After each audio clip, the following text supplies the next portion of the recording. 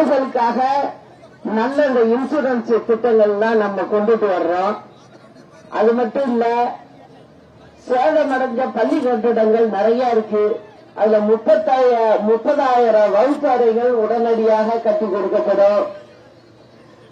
தமிழ்நாட்டில் உயர்கல்வி படிக்கும் அனைத்து மாணவ மாணவியர்களுக்கும் மேம்படுத்தும் நோக்கத்துடன் AI போன்ற படிப்புகள் பாடத்திட்டத்தில் சேர்க்கப்படும். ITI மற்றும் பாலிடெக்னிக் படிப்பில் தற்கால தேவைகளுக்கு ஏற்ப பாடத்திட்டம் மாற்றி அமைக்கப்படும். தொழில்களின் தேவைக்கு ஏற்ப ITI மற்றும் பாலிடெக்னிக் படிப்பில் மாணவ மாணவியர்களின் சேர்க்கை அதிகரிக்கப்படும் என்பதையும் சொல்லுகிறேன்.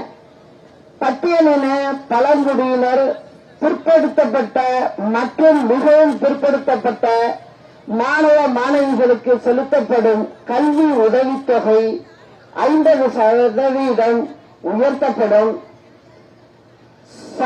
தமிழ்நாட்டு சட்ட ஒழுங்கை பாதுகாக்க தேவையான அனைத்து வித கடினமான நடவடிக்கைகளை மேற்கொண்டு சிறப்பான முறையில் பேணி பாதுகாக்கப்படும்.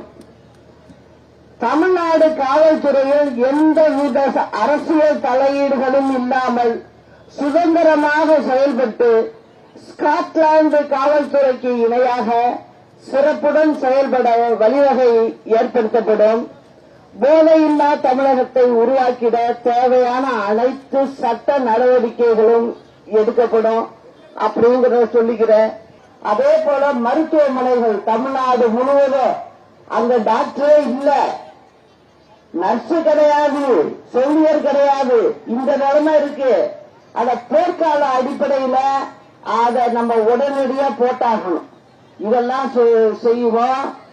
அதே போல பாத்தீங்கன்னா அனைத்து மாவட்டங்களில் முதியோர் சிகிச்சை பிரிவுன்னு தகுந்த நிபுணர்களை கொண்டு அமைக்கப்படும்.